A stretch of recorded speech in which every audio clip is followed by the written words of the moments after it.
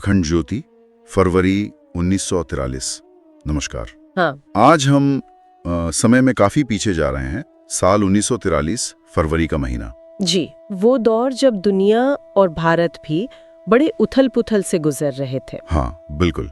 तो उस माहौल में ये अखंड ज्योति पत्रिका क्या कह रही थी, क्या विचार दे रही थी, आज इसी पर बात करेंगे। बिल्कुल।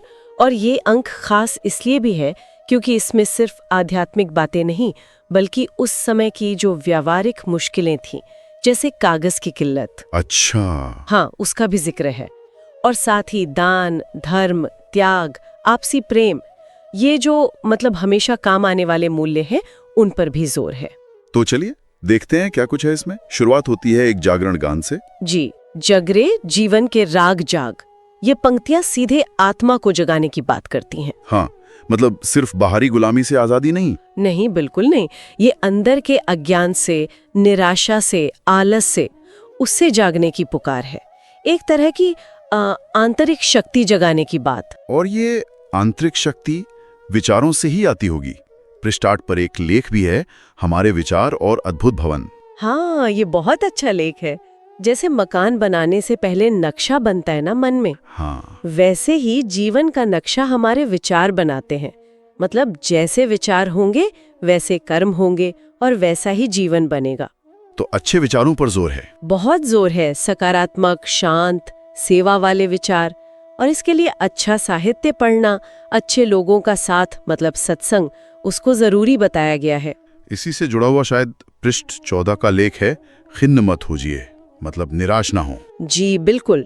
ये कहता है कि हालात चाहे जैसे भी हो, गरीबी हो, मुश्किलें हो, उनको दोष देने के बजाय कर्म पर ध्यान दो, सकारात्मक सोच रखो, अपनी किस्मत खुद बनाओ एक तरह से। हाँ बिल्कुल, अंदर से मजबूत बनो, ये संदेश है इसमें। ठीक है, तो ये तो हुई मन और विचारों की बात। अब कर्म की बात करें।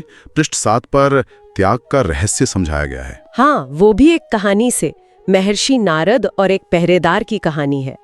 अच्छा, क्या है उसमें? उसमें नारद जी को लगता है कि वो बड़े त्यागी हैं, पर पता चलता है कि एक आम पहरेदार है जो दुनिया में ही रहता है, सारे काम करता है, पर मन से किसी चीज से जुड़ा नहीं है, आसक्त नहीं है। वो उनसे भी बड़ा त्यागी माना गया। ओह, तो असली त्याग घर छोड़ना नहीं है? नहीं, लेख यही कहता है, असली त्याग है मन से मोह छोड़ना, अपना काम, अपनी ड्यूटी पूरी ईमानदारी से करना, बिना फल की इच्छा के। निष्काम कर्म जिसे कहते हैं। हाँ बिल्कुल, जैसे कमल पानी में रहता है पर भीगता नहीं, वैसे। और यही निष्काम कर्म, क्या यही सच्ची भक्ति भी है? पृष्ठ 11-12 पे भी भक्ति पर लेख है। सही पकड़ा आपने। ये लेख भक्ति का दायरा बढ़ाता है। कहता है कि भक्ति सिर्फ पूजा पाठ या मंदिर मस्जिद तक नहीं है। तो फिर क्या है? सच्ची भक्ति है हर जीव में ईश्वर को देखना और अपने हर काम को, अपने कर्तव्य को ईश्वर को सौंपकर निस्वार्थ भाव से करना। ये कर्म योग ही है एक तरह से।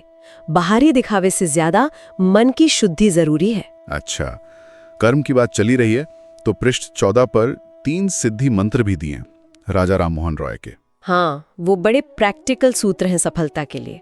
पहला, कठोर परिश्रम, मेहनत तो करनी ही पड़ेगी। ठीक है। दूसरा, नियत समय पर काम, डिसिप्लिन, टाइम मैनेजमेंट।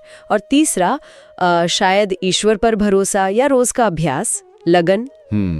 ये तो बहुत काम की बातें हैं। जी, ये तीनों मिल जाएं तो सफलता मिलती ही है। चलिए अब जरा समाज की तरफ देखें।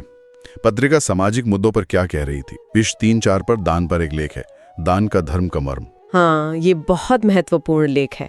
ये सिर्फ ये नहीं कहता कि दान दो, बल्कि ये कहता है कि कैसे दो, किस भाव से दो और किसको दो।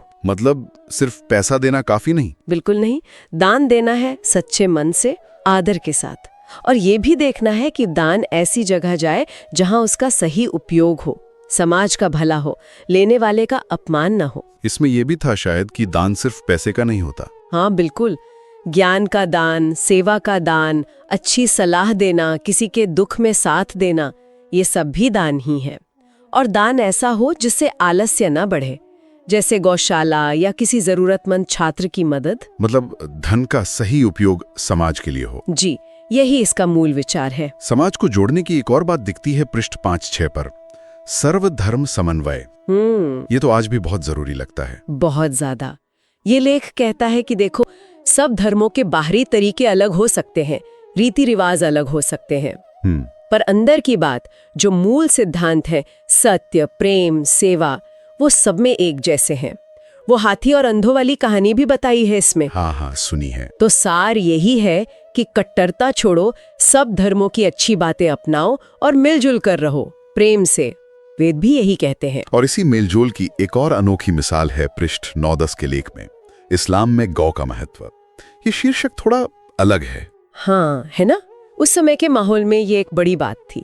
इसमें मुस्लिम हकीमों और विद्वानों का हवाला देकर बताया गया है कि गाय का दूध, घी कितना फायदेमंद है सेहत के लिए, और गोमांस से परहेज की बात भी कही है। अच्छा जी, तो शायद कोशिश ये थी कि धर्म के बजाय उपयोगिता और स्वास्थ्य के नजरिए से गाय के महत्व पर एक साझा समझ बने समुदायों के बीच। ये तो वाकई एक अलग नजरिया। हाँ, आपसी प्रेम की बात पृष्ठ 13 पर भी है, प्रेम भाव बढ़ाइए।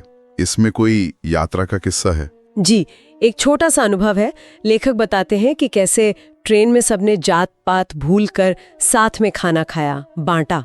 छोटी सी बात है, पर दिखाती है कि प्रेम और सहानुभूति से सामाजिक दूरियां मिट सकती हैं। और मदद करने का सही तरीका क्या हो, ये पृष्ठ 16 के लेख छोटों की सहायता में बताया गया है। हाँ, वो जस्टिस रानाडे वाला किस्सा लगता है कि कैसे उन्होंने चुपचाप एक छात्र की फीस भर दी बिना जताए, ताकि उसे संकोच ना हो। बिल्कुल, मदद ऐसी हो कि लेने वाले का मान बना रहे। सच्ची हमदर्दी यही है, दूसरों की भावनाओं का ख्याल रखना। पत्रिका ने एक और मुश्किल सामाजिक मुद्दे को भी छुआ है, विधवा विवाह का प्रश्न, पृष्ठ 13 पर। हाँ, ये उस वक्त के लिहाज से काफी आगे की सोच थी। इसमें भारत और यूरोप की तुलना करके कहा गया है कि विधवा पुनर्विवाह पर हमें तर्क और दया दोनों से सोचना चाहिए। इसे सिर्फ परंपरा का मुद्दा नहीं, इंसानियत का मुद्दा मानना चाहिए। सही है। अच्छा, कुछ और व्यवहारिक बातें भी हैं। पृष्ठ 17 पर वैद्य जी की समझ, ये क्या कहानी है? ये बड़ी मजेदार कहानी है। एक वैद्य जी है जो मरीज के लक्षणों को छोड़कर ये देखते हैं कि उसे मीठा खाने की कितनी तलब है, और उसी से बीमारी की जड़ पकड़ लेते हैं। अच्छा, तो सीख ये है कि ऊपर ऊपर की बातों में मत उलझो, समस्या की जड़ तक जाओ, चाहे वो सेहत हो या जिंदगी की कोई और उलझन। गहरी बात है। और सावधानी बरतने की सलाह भी है पृष्ठ 18 पर, इन अवतारों से सावधान। हाँ, ये ढोंगी गुरुओं और पाखंडियों के बारे में है जो खुद को भगवान बताने लगते हैं। लेख कहता है कि अपनी बुद्धि लगाओ, शास्त्र देखो, परखो, आंख बंद करके किसी के पीछे मत चलो। ये तो हमेशा ही प्रासंगिक है। वैसे पृष्ठ 17 पर एक और दिलचस्प चीज थी। 1944-45 में हिटलर के पतन की भविष्यवाणी, फरवरी 43 में ये पढ़ना। हाँ, सोचिए उस युद्ध के माहौल में ये पढ़कर लोगों को कितनी उम्मीद मिली होगी। लगता है पत्रिका दुनिया में क्या चल रहा है उस पर भी नजर रखती थी। बिल्कुल। अच्छा, अब जरा अध्यात्म की ओर लौटते हैं। पृष्ठ 15 पर बादलों की तरह बरसते रहो और हरि कीर्तन। बादलों की तरह बरसते रहो, ये प्रकृति से प्रेरणा लेने की बात है। जैसे बादल बिना भेदभाव के, बिना कुछ मांगे बरसते हैं, हाँ, वैसे ही हमें भी निस्वार्थ सेवा करनी चाहिए। और हरि कीर्तन तो भगवान के नाम सुमिरन का महत्व बताता है, मन की शांति के लिए, शुद्धि के लिए। और पृष्ठ 18 पर बाइबल की वाणी भी दी गई है। जी, ये फिर वही सर्वधर्म समन्वय वाली बात है कि अच्छी बातें कहीं से भी मिले, उन्हें अपनाना चाहिए। ये वचन भी ईश्वर में विश्वास रखने की प्रेरणा देते हैं। और पृष्ठ 20 पर एक कविता है, अपने प्रभु की खोज, रामप्रसाद बिस्मिल जी की। बहुत सुंदर कविता है। सार ये है कि भगवान को बाहर मत ढूंढो, मंदिर मस्जिद में नहीं, वो तो तुम्हारे अंदर ही है, दिल में। बस जरूरत है मन को साफ करने की, प्रेम जगाने की, खोज अंदर करनी है। बिल्कुल। अब आते हैं उस बात पर जो आपने शुरू में कही थी, व्यावहारिक मुश्किलें। पृष्ठ 2 की संपादकीय टिप्पणियां, कागज का घोर अकाल। हाँ, ये उस समय की हकीकत थी। वर्ल्ड वॉर की वजह से कागज मिलना बहुत मुश्किल था, इसीलिए पत्रिका का दाम भी 10 आने से 12 आने करना पड़ा था। और पाठकों से अपील भी है कि समय पर पैसा भेजें। सोचिए, ज्ञान बांटना भी कितना मुश्किल था तब। और अगले साल के विशेष अंक की योजना, किताबों पर कमीशन बंद करना, ये सब प्रकाशन की चुनौतियां दिखाता है। और अंत में पृष्ठ 22-23 पर कुछ किताबों का जिक्र है, मनुष्य को देवता बनाने वाली पुस्तकें। ये किस तरह की किताबें हैं?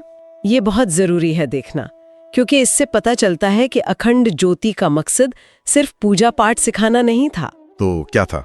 यहाँ स्वास्थ्य पर किताबें हैं, जैसे सूर्य चिकित्सा, सुखी गृहस्थ जीवन पर है, प्राणायाम पर है, पर्सनालिटी डेवलपमेंट, अध्यात्म और विज्ञान का मेल, जीवन का उद्देश्य, मतलब हर पहलू पर। यानी पूरे जीवन को बेहतर बनाने का लक्ष्य था। बिल्कुल, शारीरिक, मानसिक, पारिवारिक, सामाजिक, आध्यात्मिक, हर तरह से लोगों को प्रैक्टिकल गाइडेंस देना ताकि वो एक अच्छा संतुलित जीवन जी सकें। तो ये थी फरवरी 1943 की अखंड ज्योति की दुनिया। युद्ध की छाया में भी ये पत्रिका जीवन के हर पहलू को छू रही थी।